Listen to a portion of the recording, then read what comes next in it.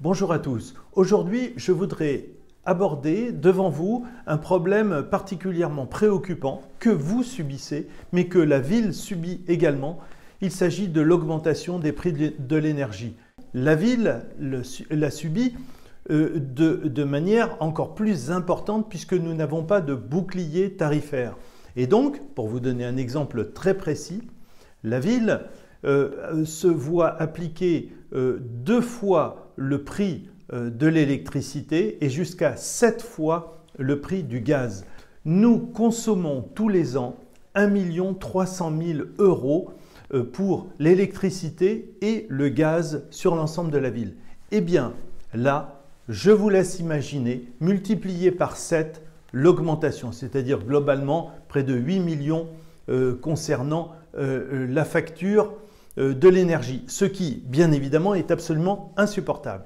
Avec l'ensemble des maires, nous avons sollicité le gouvernement en lui disant qu'il était absolument impossible, dans le contexte actuel, d'absorber cette augmentation. D'autant plus qu'elle vient s'ajouter à l'inflation que nous subissons pour les réalisations en matière d'investissement, en matière de cantine par exemple, avec l'inflation des prix. Donc c'est une inflation globalisée, mais l'énergie, là, nous met en situation extrêmement difficile. Donc pour ce faire, avec l'ensemble des services, nous avons décidé de réagir en urgence. Nous avons établi un plan de sobriété. Ce plan s'appuie sur d'abord une non-consommation, si possible, de l'énergie.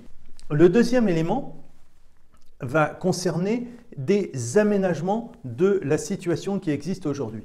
Donc, avec l'ensemble des chefs de service, nous avons décidé de faire un inventaire complet des bâtiments pour les isoler le mieux possible. Autrement dit, nous allons réorienter l'investissement de la ville vers des investissements vertueux, ce qui, globalement, nous permet d'isoler et donc d'économiser.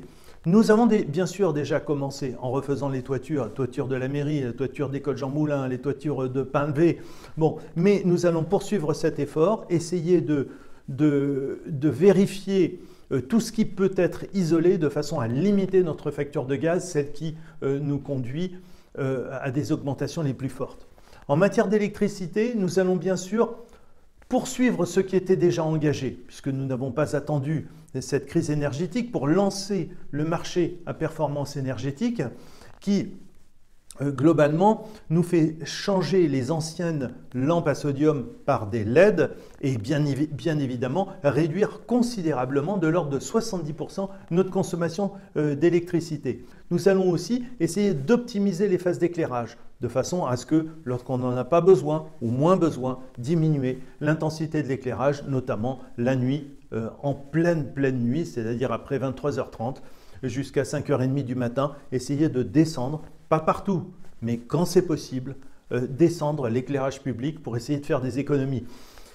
L'ensemble des maires se sont lancés dans la même démarche parce que sinon, c'est l'ensemble de l'investissement qui risque d'être bloqué et donc le fonctionnement même de la mairie qui risque d'être mis en péril. Donc, il s'agit d'un véritable challenge que nous avons décidé de relever. Pour les températures des équipements également, nous réduisons les températures, bien sûr pour les crèches ou pour les enfants, nous allons maintenir les niveaux tels que préconisés par les services de l'État, mais quand c'est moins nécessaire, eh bien nous allons réduire aux standards pratiqués de façon à ce qu'on puisse ainsi réduire notre facture énergétique. Bref, j'aurai l'occasion de vous en reparler. C'est un plan qui est assez complet et il s'agit, par nos investissements, par nos conduites, de réduire le plus possible la facture énergétique parce que ça conditionne en réalité notre avenir. Je vous remercie, à bientôt.